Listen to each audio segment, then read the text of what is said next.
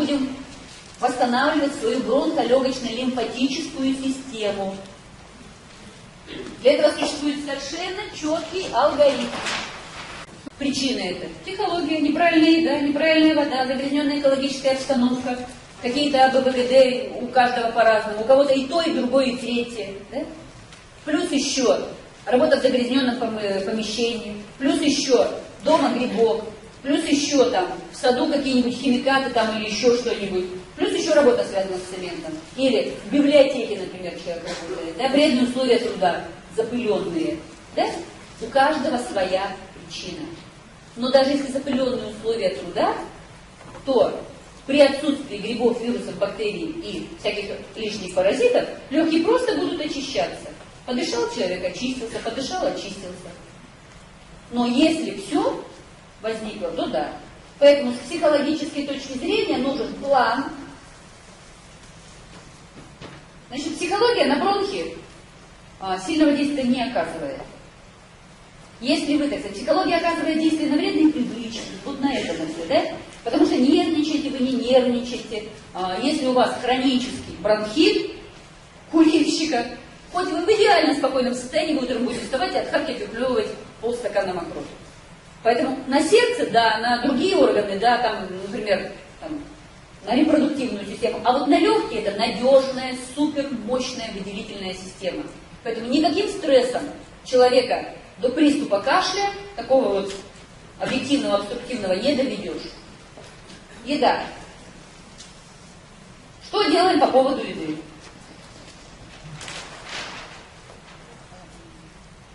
Нам надо сколько вешать в граммах, да? Поэтому с едой надо разбираться. Итак, давайте напишем принципы питания при бронхолегочной хронической патологии. Хроническая патология – это бронхиты обструктивные у детей, бронхиальная астма, все, что касается туберкулез, все сюда относится. Мы сейчас не делим по возбудителю, мы его не знаем. Просто человек кашляет, просто у него температура, просто у него одышка периодически, он периодически мокроту отплевывает. Даже если это еще не бронхит, а хронический ларинго, трахея, фарингит, там, нам это все равно, это хронический гайморит, это хронические там, фарингиты, синуситы, фронтиты. Нам без разницы, у нас все будет едино. Итак, продукты, которые надо исключить. Первое. Продукты, которые образуют слизь. Абсолютно точно. Какие продукты образуют слизь? Так, картошка, сахар, дрожжи, молоко.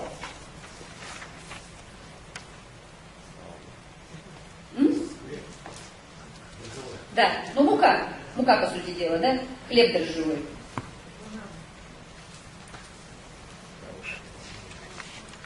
Все, что связано с желатином.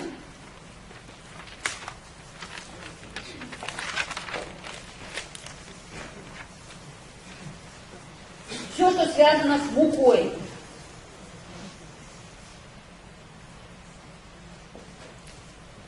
Все, что связано с большим количеством белка, то есть мяса. Если у человека постоянно идет бронхолегочный отхаркивающий синдром, то легкие забиваются в основном белками всегда. Они не забиваются ни углеводами, ни жирами, они забиваются в основном белками. То есть мокрота – это абсолютно белковая структура. Еще.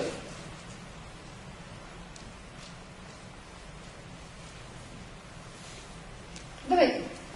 Мороженое можно, все, что касается? Нет. Особенно если ребенок. А йогурт? Ну, йогурту молочной кислой можно. Вот я, например, очень часто вижу детей, ну, например, с бронхиальной астмой, которым дают мороженое.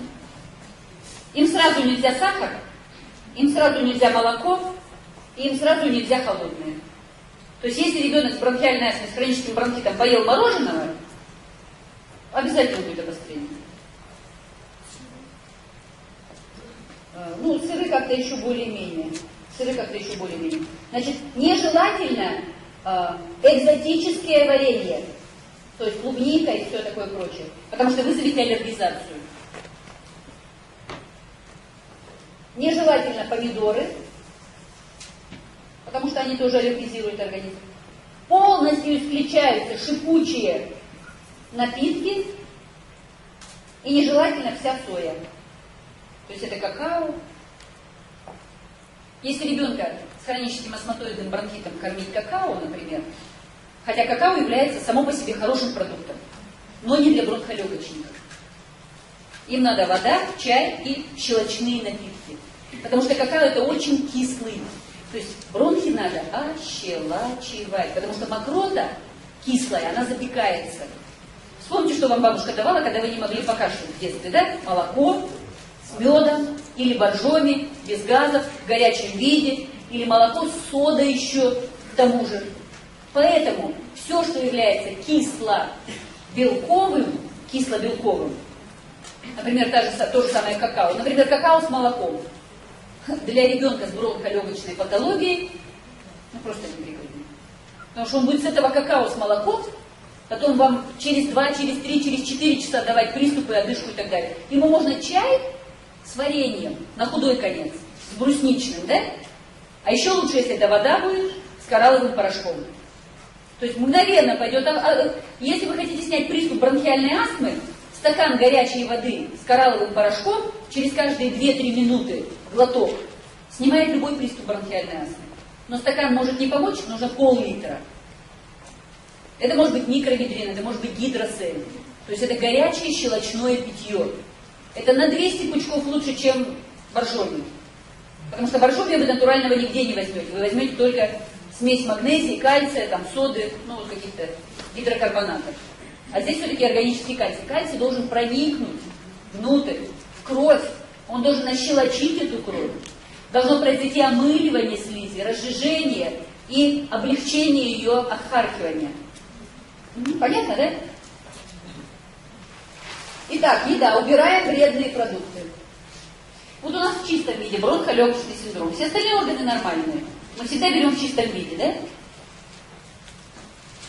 Добавляем хорошую еду. Какая еда у нас хорошая? Для бронхов. Итак, принцип питания. Существует мощный глобальный принцип питания при хронических бронхолегочных вирусно-бактериально-грибковых, в основном бактериально-грибково-паразитарных инфекциях. Какой этот принцип? Ощелачивание мы уже сказали. Думаем дальше. Меньше еды, больше слов? Нет. Усвояемое, хорошее, натуральное, отлично. Не то. Еще. Клетчатка нужна. Клетчатка. Первый принцип. Клетчатка. Большое количество клетчатки.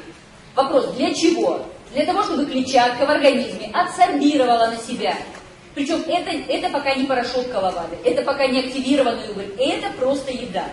Ребенок, который страдает хроническим бронхолегочным заболеванием, обструктивным бронхитом или взрослый, любой человек, он должен получать большое количество клетчатки. Запишите, капуста, кабачки, тыква,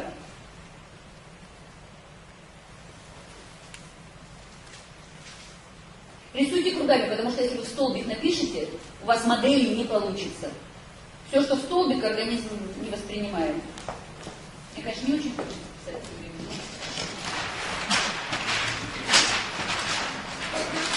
Тот, кто привыкнет работать на кругах, тот очень в памяти навсегда останется, что называется. Итак, клетчатка, капуста, кабачки. Например, вы делаете оладьи. Мы записали мука, сахар, нежелательно, да? Но если у вас в оладьях 70% кабачков, 20% тыквы и 10% муки, то такие оладьи можно. Понятно? Потому что вы же ребенка не уберете вообще с белков, потому что он должен что-то получать растительное. Понятно, да? Это может быть капустные оладьи, это может быть капустные там драники, это могут быть, но не картофельные. Понятно, да? Вот это очень важно. Чем вы будете ребенка кормить? От капусты никогда не будет слизи. И от кабачка тоже. Дальше. Каши. Особенно с грубой клетчаткой. Перловка, гречка, проса, пшено. Каши должны быть, первое, на воде. И второе, они должны быть обязательно со сливочным маслом. Хорошим, либо с хорошим растительным. В-третьих, они должны быть меньше сладкие, а больше соленые. Потому что сладкая каша, вот я, например, люблю рисовую кашу с молоком. Но если ребенку с бронхиальной астмой вы будете давать рисовую кашу с молоком и с сахаром, то он у вас болеет постоянно. А если вы будете давать ему пшенную кашу без молока, с растительным маслом и с солью, там может быть даже и курага, пожалуйста, изюм, там может быть там груша, яблоко, сливы, что угодно, там может быть клюква, брусника, но это будет больше соленое. Чуть-чуть сахарочку там может быть, безусловно, да? То это будет совершенно разные варианты. Хотя каша является кислой и в том, и в другом виде. То есть она не ведет к ощелачиванию, да? Дальше. Овощные супы. Основное питание.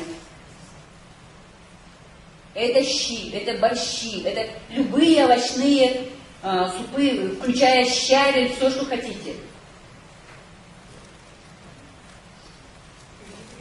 Винегреты, пожалуйста. Это зелень любая. Картошку можно в суп класть. Речь идет о картофельном пюре с жареной картошкой, но в суп можно класть. Значит, зелень, овощи, тушеные овощи. Любые. Кабачки, баклажаны, фасоль можно в небольшом количестве. Хотя все это кислые продукты. Но это не самое главное. Лук, безусловно, можно. Чеснок, безусловно, можно. Основной принцип питания при бронхитах должен быть А, Б, В, Г, Д. Бактериально-грибковый. Все продукты, которые мы с вами переписывали, как бактериально-грибковые, лук, чеснок, перец. Ребенку сильно как бы не дашь, но что-то можно. Горчица там, в легкую в какую-то, да? Значит, а взрослый должен просто себе организовать А, Б, В, Г, Д питание. Потому что идет гнилостный, бродильный, диспептический процесс в кишечнике, в котором развиваются бактерии, грибы и все такое прочее.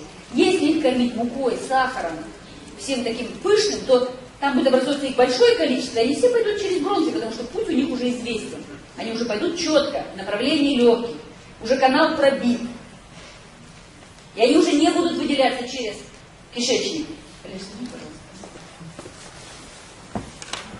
Если неправильно кормить бронхолегочного больного, то вы усугубите это многократно. И никакие не пищевые добавки ничего вас не спасет. Вы будете через кишечник выводить в легкие, через лимфу огромное количество еды. Поэтому А, Б, В, Г, Д питание. Обязательно должны быть фрукты. Идеальный вариант, если это будут сухофрукты с клетчаткой. Идеальный вариант. Сухофрукты с клетчаткой. Это чернослив, это курага. Обязательно должно быть растительное масло. Энергия. Вот так прям поставьте энергия и поставьте 3 восклицательных знака. Если нет аллергии, то это обязательно мед. То есть принципы. Питание должно быть энергетическим, питание должно быть антибактериально-грибковым, вирусное здесь не подходит, да, и гельминтным. То есть, если ребенок, то он должен получать тыквенные семечки обязательно. То, что мы с вами уже говорили много раз. Возьмите по паразитам диск, потому что мы эти диски не будем бесконечно печатать. Следующий блок. Вода. Итак, мы разобрались с едой, да? Мы разберем сейчас еще с нутрицептиками, потому что мы из них будем составлять программы. Но следующий блок у нас идет вода. Если у человека бронхолегочное заболевание, то он должен пить принципиально 2 вида напитков. 2. Первый напиток должен быть щелочной и водный, и он должен быть между едой. Натощак. В количестве не менее литра. Через легкие мы теряем огромное количество воды. И когда у человека кашель с постоянной мокротой, он откашивает достаточно много. Да. Тем более разжижать надо мокроту, чтобы она облегчалась выделением. Да? Это первый признак. Между едой мы пьем чистую, горячую, хорошую воду с микрогидрином, с кораллом, с гидроцелем. Во время еды мы пьем горячую воду с кислыми антибактериально, антигрибковыми продуктами и травами. Да, не меньше. 60 не меньше. Но не больше. Больше не надо, потому что в желудке 40, пока дойдет, будет уже 50, и в принципе нормально. Но если вы, например, в горячий желудок, в котором 40, кладете холодный клюквенный морс, в котором 15, то у вас и желудок остановится, и пищеварение замедлится, и все это. При бронхолегочных заболеваниях пищеварение надо вывести в идеальную форму. Просто пищеварение должно быть как часы. Что касается продуктов, это клюква, это рябина, это брусника, это крыжовник, это калина, это шиповник, это подсоединение всевозможных трав. Например, мне очень нравится армянская культура. Трава, богородская трава, чебрец. То есть они просто не пьют черную заварку. У них чай все время с чебрецом. Чебрец это великолепная бронхолегочная трава. То есть у нас из 50 трав, ну минимум 10 являются мощнейшими бронхолегочными. Это мать-мачеха, это подорожник, это вот чебрец, богородская трава, да? Но мать-мачеху пить не будете постоянно, потому что это как бы не пищевой продукт, это лечебный продукт. А вот чебрец, чай с чебрецом можно пить постоянно. Просто, если так сказали слово бронхит, все, это значит, что вместо заварки вы чуть-чуть кладете заварки, черное, зеленое, любой какой хотите, и 90% вы кладете травы чебреца. Это просто должен быть, ну, я скажу так, по жизненным показаниям. Потому что мощнейшее антибактериальное, антисептическое, антигрибковое действие у богородской травы. И она просто вкусная. То есть она элементарно вкусная. Сюда не идет мята, товарищи. Потому что говорит, я пью чай с травами. Какое тебе заболевание? Бронхит. Ну а что ты пьешь мяту? Мята, если бы у тебя был половой гигантизм, вот тогда бы пил. А при бронхите она вообще в другую сторону. С мятой можно только успокоиться, расслабиться и лечь спать. Имбирь, совершенно правильная добавка. Имбирь это, ну, просто космос. Просто космос. Мощнейший антисептик, противовирусный, противогрибковый, противобактериальный, разогревающий, иммуностимулирующий. Чай с имбирем. Вообще великолепная вещь. Пихта, хвоя, сосна, то есть березовые почки. Вот варите просто чай, положили туда там 5 березовых почек. И получите все смолы, и получите все это. То есть никто вас не призывает заниматься глубоко фитотерапией, но при бронхолегочных синдромах это все уже отрепетировано на 100 шагов вперед. Открыли любые бронхолегочные травы, выбрали, посмотрели, что вам нравится, и у вас чай, вместо чая это у вас лечебный отвар трав. Но пить его надо в основном во время еды. Потому что если вы будете пить его натощак, на ночь, там еще куда-то, не надо ночью отхаркивать, ночью человек должен спать. Поэтому на ночь выпиваете стакан воды просто нормальной, горячей, с медом, успокаиваетесь и ложитесь спать. С имбирем, пожалуйста. Да. Получится антибактериальный вариант. Имбирь, мускат и гвоздика. То есть, но мы с вами уже переписали 50. Да? На холодильнике должны висеть. У кого висит на холодильнике? Вы ждите, когда бронхит навалится, да? Дети практически у всех кашляют. Сейчас посмотреть на детей просто ужас. Сопли по колено. Даже ниже. Даже ниже. Водка с чабрецом.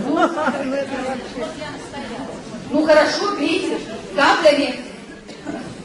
Ну, в чай каплями. Любые бальзамы, да хоть шведская горечь, что хотите, но бронхолегочным отхаркивающим действием все обладает. Теперь нутрицептики. На первом месте по полезности стоит солодка. Кстати, чай с солодкой просто можно пить.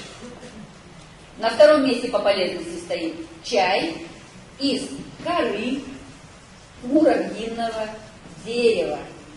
Чай с медом, с малиной, с лимоном, кора с имбирем. В горячем виде, на ночь, она патагонная, мочегонная, желчегонная, иммуностимулирующая, отхаркивающая, антисептическая, бронхоспазмолитическая. У нее 150 действий на легкие. Ну, взяли 2 капсулы на 300 грамм и на ночь. Ну, понимаете, это должно быть вкусно. Если вы пьете кору муравьиного дерева как препарат, глотнули там, запили где-то там холодной воды в подворотне, то есть вы никакого кайфа не получите. А если вы научитесь этот чай делать, он вкусный на самом деле. И когда человек болеет, особенно когда у него бронхолегочный, после этого сразу начинается отхаркивание мокроты. Дальше, микрогидрин. От 1 капсулы до 6-8 капсул в день. Лучше в горячей воде. Лучше маленькими глоточками. Растворять, да. Микрогидрин может снять любой приступ бронхита. Вот, например, человек кашляет. 3 капсулы, 5 микрогидрина. Потому что это лучшая реклама нашему продукту. Кальций коралловый. Кальций. И коралловый, и жевательный, и мэджик. Вот прям пишите все 3 кальция. Потому что ощелачивание – это основа выхода мокроты. Коралловый кальций, кальций мэджик и кальций жевательный. А дальше пошли, а? Не надо. Вот сюда не надо. Это следующая серия. Это следующая серия. Суставы не прокашляете. Кальций мэджик, жевательный кальций и коралл. Значит, коралл, не называйте коралл коралловым кальцием. Коралл-майн – это композиция щелочных минералов. То есть это гораздо глубже и гораздо шире, чем просто кальций. Там и кальций, и магний, и натрий, и вообще все, что надо. Дальше ферменты, ассимилятор. Мокроту надо разжижать. У нас в аллопатической медицине всегда даем ферменты. АЦЦ, хемотрипсины, трипсины. То есть мы постоянно назначаем детям, взрослым без разницы для облегчения отхаркивания мокроты. Представьте себе, что мокрота грибковая тянется просто кусками. Одна за другой по изданию, да? Ее никогда не поднимешь с пяток до легких. Ее надо все время расщеплять. Да. Особенно если белая мокрота, особенно если белая грибковая, то есть она вообще ее невозможно отхаркнуть. У человека уже глаза на лоб пошли, у него уже просто вообще, весь он задыхается, он никак не может отхаркнуть ничего. То есть с ассимилятором это все просто. Пищеварительная формула. Ферменты плюс бактерии. Папайя. И дигестериус. Вот обратите внимание, острые заболевания, да острые заболевания, мы не принимаем ферменты в острой стадии. Почему? Не потому что ферменты, потому что нам не нужно в острой стадии принимать ферменты. Там и так все течет, все разжижено, все. А в хронической стадии воды уже нету. И поэтому разжижать надо достаточно методично. Когда вот лучше? Во время еды? Лучше всегда, и на ночь, и во время еды, и вместо еды, и во время приступа. То есть, что толку пить просто микрогидрин? Выпили стакан микрогидрина и стакан ассимилятора, разбавленного с водой.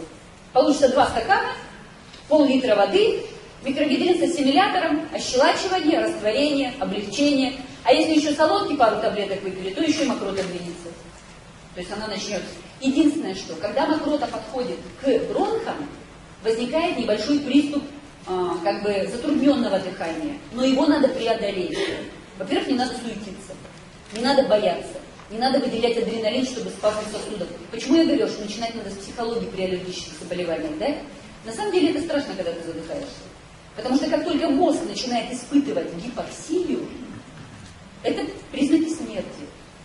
То есть это маленькая смерть мозга. И вы должны четко совершенно понимать, что у человека желание брызнуть астмопентом, аллопентом и всем, чем там мы рекомендуем, да, оно просто на уровне страха выживания. Поэтому это очень серьезная вещь. То есть человек боится задохнуться, это совершенно реальный животный страх. И люди с аллергическими заболеваниями, вы же понимаете, что, если даже у человека нога, там, я не знаю, отгнила, ему ногу отрежут, и он не умрет. А если у него бронхи находятся в спазме, он реально задыхается. Просто реально, конкретно он может взять и задохнуться. Дальше. Лакс-Марс. Лакс-Марс является не только средством для похудения или очищения. Это одно из отличных бронхолегочных очистителей. Сбор номер 3. Сбор номер 3. Это типичные бронхолегочные травы. Прекрасная причем. Подобранная композиция. Альберт Зер, просто очень хороший фитотерапевт. То есть у него и почечный сбор. Вот эти вот сборы 11, которые у нас есть. Дыхательный сбор, особенно в каплях, был просто великолепный. То есть, честно.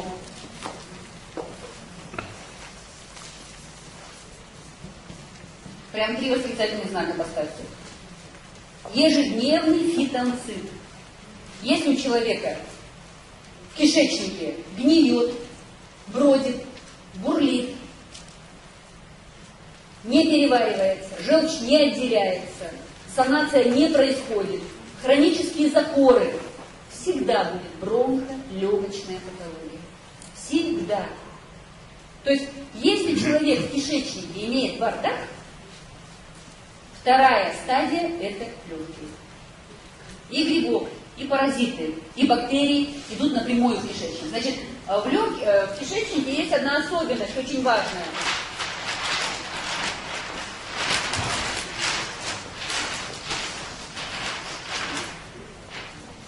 Вот желудок, вот кишечник, вот он пошел вверх.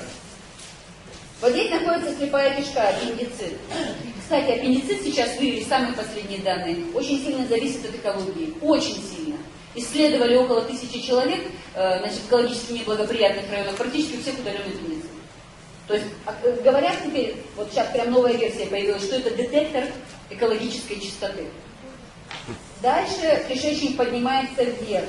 Восходящая кишка, поперечная, ободочная. И вот отсюда идет нисходящая кишка, сигмовидная, и переходит в прямую кишку. Вот здесь лежит печень, здесь лежит поджелудочная под желудком, и сверху на ней нависает желудок. Так вот, отсюда, вот из этого отдела, вся кровь венозная отходит через печень. И в печени очищается. А вот отсюда венозная кровь напрямую идет в легкие. Потому что вот этот вот отдел супер грязный. И если кровь венозную с него завернуть на печень, то печень сядет. То есть вот этот вот сброс аварийный, вот здесь вот гнилостные вот эти процессы, нисходящие в кишке, прямо идут сразу в бронхи на грудь. На самом деле, вот эти бронхолегочные все заболевания, это затруднение оттока лимфы, затруднение оттока крови, нарушенная микроциркуляция. Во лбу значит во лбу, в носу значит в носу, в миндалинах значит в миндалинах. И никакие, скажем так, панацеи, кроме личного иммунитета, кроме неслизеобразующих продуктов, кроме чистого кишечника, кроме хорошей микроциркуляции во всех внутренних органах, кроме хорошей дыхательной процедуры, потому что вот я достаточно осторожно отношусь к дыхательным гимнастикам. У животных нет дыхательной гимнастики. Если оно быстро бежит, значит оно сильно дышит. Можно, конечно, встать и делать так дышать, по-разному, да? Можно просто работать. Когда вы будете дышать так, как Бог, что называется, научил. Сильнее будете работать, сильнее будете дышать. Надо задержать дыхание, задержите. То есть надо все это производить в физиологических условиях. Потому что пролог в одну сторону, бутейка, стрельника там в другую сторону и так далее. Все говорят, вы неправильно дышите. Что такое неправильно дышите? Человек дышит на автопилоте. И в любую свою минуту он дышит правильно. Потому что если у него такой дыхательный ритм, он дышит правильно, он не может неправильно дышать. Если бы он неправильно дышал, он давно умер. Другое дело, никто не подразумевал, что у него слизью будет все забито там глистами, всякими паразитами и грибами, да? Нельзя задерживать дыхание. Нельзя, конечно, можно тренировать. И йоги действительно это делают полное, неполное дыхание. Но цель одна – улучшить микроциркуляцию. Потому что я разбиралась со всеми дыхательными гимнастиками. Разбиралась прямо вот с держателями метода. Я говорю, что вы делаете? Вот мы легкие прочищаем. Да вообще легкие там, вообще не про легкие есть вопрос. Когда человек задерживает дыхание, он меняет кислотно-щелочное равновесие крови. Когда он усиливает дыхание, он меняет кислотно-щелочное. То есть мы дальше пойдем вглубь. Дыхательная гимнастика на легкие не направлена. Она направлена на качество, количество крови, на качество, на кислотно-щелочной баланс. А в этом, к сожалению, никто ничего не понимает. Кстати, туберкулез можно излечить нашими продуктами? Можно. Можно. И у нас есть случаи.